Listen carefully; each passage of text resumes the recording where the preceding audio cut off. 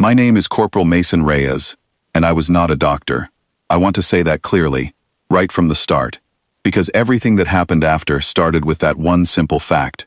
I was a medic, yes, but a small one, a field medic, the kind of person who patches up cuts, sets broken bones, and hands out water to people in shock. I was not the kind of person anyone expected to matter in a hospital full of alien surgeons who had studied medicine for longer than my planet had known about space travel. But I was there, and that is where this story begins. The relief station was called Haven 9, though there was nothing calm about it. It sat on the edge of a war zone, a floating medical outpost built to catch refugees before they fell through the cracks of the galaxy. Ships came in, every day, broken and burned, carrying broken and burned people. Most nights, I did not sleep. None of us did. It was on one of those nights that they brought her in. She was small, smaller than a human child her age would have been, with pale blue skin and long fingers that trembled even when she was unconscious. Her species was called the Farron, a quiet, scattered people who did not have armies or fleets or seats on any galactic council. Nobody fought for the Farron. Nobody really noticed them at all. She had been pulled from a transport ship that took a direct hit. The rest of her family did not survive. She was alone, broken, and dying, and the medical team that first looked at her did not sound hopeful. I remember standing at the edge of the room while 3 senior doctors reviewed her scans. They were Velkari, a species known across the galaxy for brilliant medicine and even more brilliant efficiency. Their hospital ships were famous. Their triage systems were famous. And their conclusion, spoken in calm clinical voices, was final. Multiple organ failure, one of them said. Unknown physiology beyond baseline scans. Survival probability under 3%. Recommend comfort care only. Comfort care. That was the polite way of saying they were giving up. I did not say anything. I was not senior enough to say anything. I was just the human night aide, the one who changed bandages and refilled oxygen tanks. But I stood there and looked at that little girl on the table, her chest rising and falling in short, painful breaths, and something in me refused to accept those words. They moved her to the comfort ward that night. It was a quiet room, meant for patients who were expected to pass peacefully. The lights were soft. The staff spoke gently. It was, in its own way, kind. But it was also a room where nobody was trying to save her anymore. I could not stop thinking about her. That night, after my shift ended, I did not go back to my bunk. I went to the small medical library instead, the one nobody used because most of the staff had access to instant data feeds in their own minds through their implants.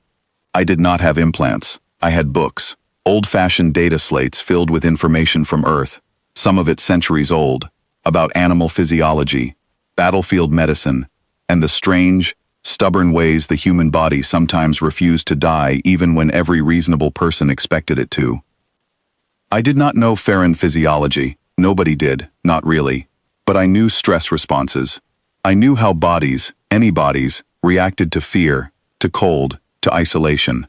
And I had a feeling, just a feeling, that some of what was killing her was not only her injuries, it was fear. The next day, I asked permission to sit with her during my off hours. The nurse in charge looked at me like I had asked something strange. "She is not going to get better, Corporal," she said. "You do not need to spend your rest hours on this." "I know," I said. "I just do not want her to be alone." She let me. I sat beside the girl's bed that afternoon. She was awake, barely, her large dark eyes moving slowly around the room. She did not understand where she was. She did not understand why the people who spoke her language in soft, careful tones were also the ones who had stopped trying to save her. I did not speak much Farron. I knew maybe 10 words, but I did not think words were the most important thing right then. I pulled a chair close to her bed and simply stayed there, quiet, steady, present. When her hand trembled, I let her grip my finger. When her breathing grew fast and panicked, I slowed my own breathing, long and calm, and after a while, hers began to match mine. It was such a small thing, it felt almost foolish. But her heart rate, when the monitor beeped that evening, had steadied more than it had in 2 days. I did not tell anyone that. I was not sure it meant anything, but I kept coming back. Over the next few days, I began to notice something. The doctors were treating her condition. I was treating her fear, and slowly, quietly, those two things began to work together in a way nobody had expected. I started digging deeper into old Earth medical records, the kind used in places without advanced hospitals, where doctors had to improvise with limited tools and limited knowledge. Field triage, battlefield stabilization, techniques designed not for perfect conditions, but for the worst conditions imaginable. I did not have Velkari technology. I had determination, and a stubborn refusal to accept a number on a screen as a final answer. One evening, her fever spiked dangerously high. The automatic systems flagged it, and a nurse rushed in, only to sigh when she saw the readings. "This is expected," she said gently. "It is part of the process." "What if it is not?" I asked. She looked at me, tired. "Corporal, I know this is hard, but you are not a physician. You have to let this happen naturally." I did not argue. I did not have the authority to argue, but I remembered something from an old field manual, something about controlled cooling for fever spikes in cases of severe systemic shock. Something simple, almost primitive by Velkari standards. I asked permission to try it. The nurse, more out of pity than belief, allowed it. It was not magic. It did not fix everything, but her fever came down, slowly, steadily, and she did not slip further away that night. Word began to spread among the staff, not loudly, not dramatically, just quiet mentions here and there. The human medic is still working on the Farron girl. Some of them thought it was sad, a kind of denial. Others were simply curious. One of the senior Velkari doctors, a tall, sharp-eyed woman named Dr. Issel, came to observe one evening. She stood in the doorway, arms crossed, watching me check the girl's vitals with quiet focus. "You understand her survival odds have not changed," she said. "I understand what the scans say," I replied. "Then why continue?" I thought about that question for a moment before answering. Because she is not a number, she is a person, and as long as she is breathing, I do not think it is my place to decide she is finished fighting. Dr. Issel did not respond right away.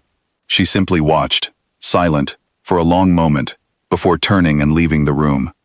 Days passed. The girl's condition remained fragile, but it stopped getting worse. Then, slowly, painfully slowly, it began to improve. Not because of any miracle cure, but because of consistency. Because someone kept showing up. Because her body, given the smallest amount of stability, began to do what bodies often do when given half a chance. It tried to heal. I learned a few more words in her language. Simple ones. Safe. Stay. Breathe. I used them often, especially during the worst nights, when her small body shook with pain she could not explain to anyone in words we understood. Then came the night that almost took everything away. It happened fast. One of her organs, the one closest to what we might call a liver, began to fail entirely. Alarms sounded. Doctors rushed in. Dr. Issel herself arrived, studying the readings with a controlled, grim expression. "This confirms the original prognosis," she said quietly. "I am sorry." I stood at the edge of the room, my heart pounding, refusing to accept that this was the end. I thought back through everything I had read, every strange, stubborn trick I had learned from old human medical history, cases where doctors, with nothing but improvised tools and desperate persistence, had kept people alive against impossible odds. There was one technique, rarely used, dangerous if done wrong, but sometimes effective in cases of sudden organ failure under extreme stress. A careful, manual method of relieving pressure and supporting circulation until the body could stabilize on its own. It was crude compared to Velkari medicine. It was also something their systems, built for calm, controlled environments, were not designed to do quickly in a crisis like this. "Let me try something," I said. Dr. Issel looked at me, and for the first time, I saw something other than clinical detachment in her eyes. Uncertainty. Maybe even the smallest flicker of hope. "Do it," she said. I worked fast, my hands steady despite the fear pounding through my chest. I did exactly what the old records described, adjusting for her smaller size, her unfamiliar anatomy, moving carefully but without hesitation. Every second mattered. Every choice mattered. The alarms continued to blare. Then, slowly, one by one, they began to quiet. Her vitals stabilized. The room went silent, except for the soft, steady beat of her heartbeat, returning to a normal rhythm. Dr. Issel let out a breath I did not realize she had been holding. "That should not have worked," she said quietly. "Maybe not by your systems," I said, "but it did." Over the following weeks, the girl continued to improve. Slowly, she grew stronger. Her fever did not return. Her organs, one by one, began healing rather than failing. The medical staff, once resigned to her passing, now checked on her with quiet curiosity, almost disbelief. Dr. Issel visited often after that. She began asking me questions about old Earth medicine, about the strange, patient, improvisational techniques humans had developed simply because we did not always have the luxury of advanced technology. "Your methods are inefficient," she said once, though there was no longer any coldness in her voice. "But they are remarkably persistent." "That is kind of our thing," I said. The day the girl was finally strong enough to sit up on her own, she looked at me with those large, dark eyes, calmer now, brighter than they had been since the night she arrived. She reached out and took my hand, the way she had that very first day, except this time, her grip was steady instead of trembling. She said something softly in her own language, a phrase I had not learned yet. I looked toward the nurse standing nearby for translation. The nurse smiled gently. She said, "The one who stayed." I did not have a clever response to that. I just smiled back and told her, in my limited Farron, that she was safe now. Later, Dr. Issel approached me in the hallway as I prepared to end my shift. "Our triage systems are built for efficiency," she said. "They are built to save the most lives with the least resources. It is a practical philosophy. It has worked for centuries." "I am not saying it is wrong," I replied. "No," she said, "but perhaps it forgets something important. Efficiency calculates probability. It does not calculate hope. And it certainly does not calculate stubbornness." I laughed quietly at that. No offense, but stubbornness is kind of our specialty. She almost smiled. "So I have noticed." As I walked back to my bunk that night, I thought about everything that had happened. I was not a brilliant surgeon. I did not have advanced technology or centuries of medical knowledge. I was just one person who refused to accept that a number on a screen was the final word on someone's life. Maybe that is what people across the galaxy sometimes forget about humans. We are not always the strongest, or the smartest, or the most advanced. But we are patient, we are stubborn, and when someone we care about is fighting to survive, we do not simply walk away because the odds say we should.